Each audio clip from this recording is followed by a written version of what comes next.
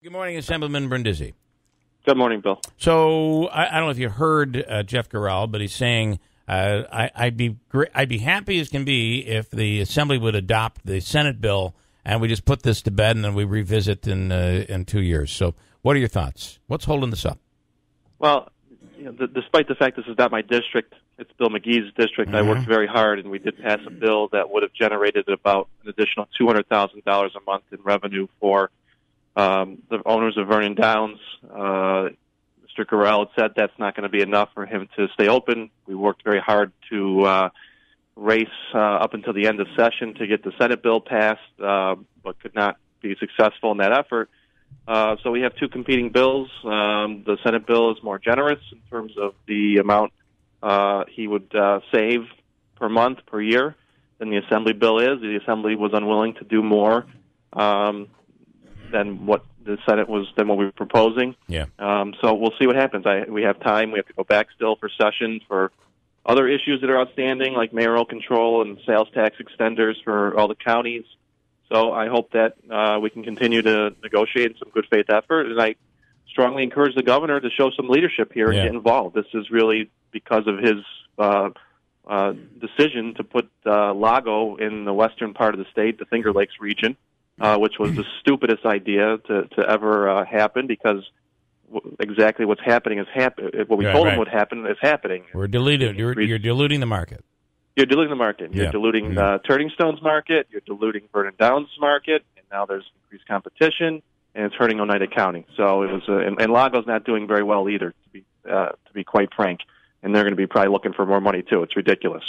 So that casino should never have opened, but the governor decided to open it, and now we're dealing with the ramifications of that, which means decreased revenues for the casinos in Oneida County. What are your? Is Jeff Garrell asking for too much? What was offered out of the Assembly, was that fair? And should he be good with that? He doesn't think it was fair. Look, the main thing I'm concerned about is the jobs. I don't like having to give tax breaks to private companies under threat that we're going to be losing jobs. Right.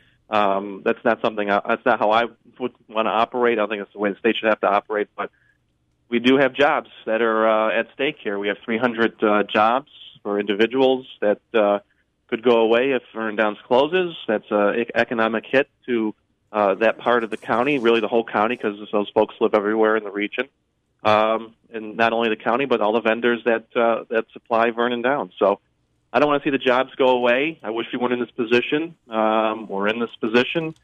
The Assembly put forward a bill, and the owners were not satisfied with that, so we continue to try and work to pass the Senate bill. Yeah. Myself and Mr. McGee, we tried hard as we could, and we were not successful.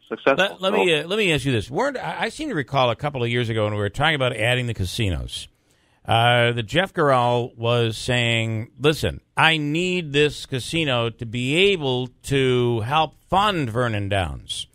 And now he has the casino. So, one in Tioga. Yeah. So are we now in a situation where he said, because I had said, well, I think one of the last times he was on the air with us, he said that his Tioga is actually keeping Vernon Downs alive, and we can't continue to do that. Well, I thought, though, in the beginning, that was part of the reason to be able to get a hold of those casino rights. Yeah. Look, I can't dispute what was said in the past. Yeah. What I'm concerned about right now is what's happening in the present, and that's 300 jobs at stake at Vernon Downs. He's said that whatever his losses are a month, the Assembly bill is not enough to cover them.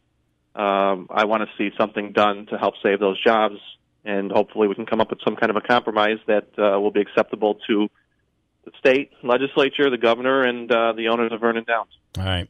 Anything else come out of this session that you want to highlight, Anthony?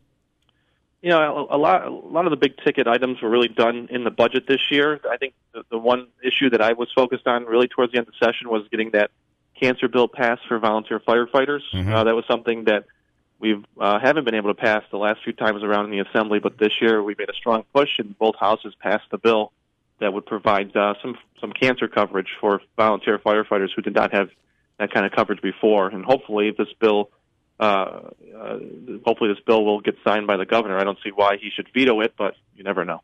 Now that the session is over and you're going to be back home, it'll give you time to think about other things, Anthony. So I'll ask you, what are your thoughts on the Senate's proposal for health care?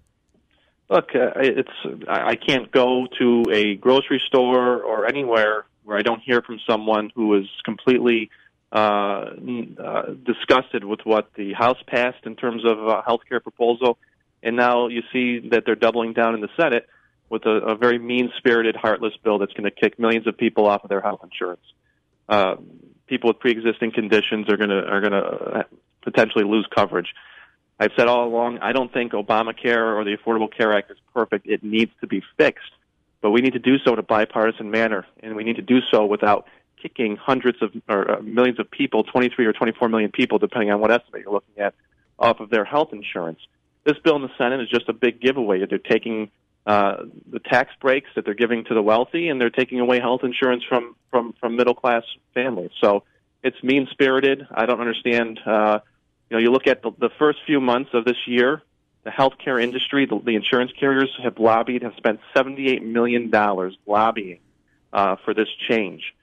No one has come close. Oil and gas, which is other big lobby, has spent something like $30 million. Yeah. So they are certainly going to be the beneficiaries. The wealthiest Americans are going to be the beneficiaries of this health care proposal if it goes through.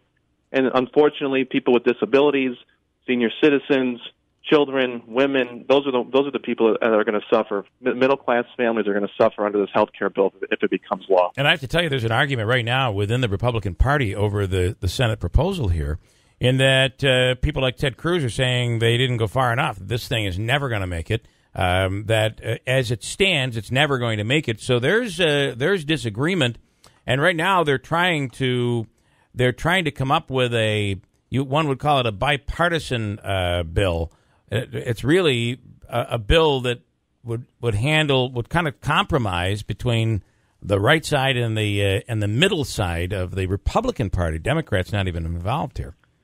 Well, bipartisan, I think, is the way to go. I think there's many good things that are in Obamacare, like providing benefits for people who go to the hospital, or prescription drugs, or for maternity care, or pediatric services, or a whole host of services that are guaranteed that insurance companies cannot discriminate against you and not provide and pick and choose what services they want to provide.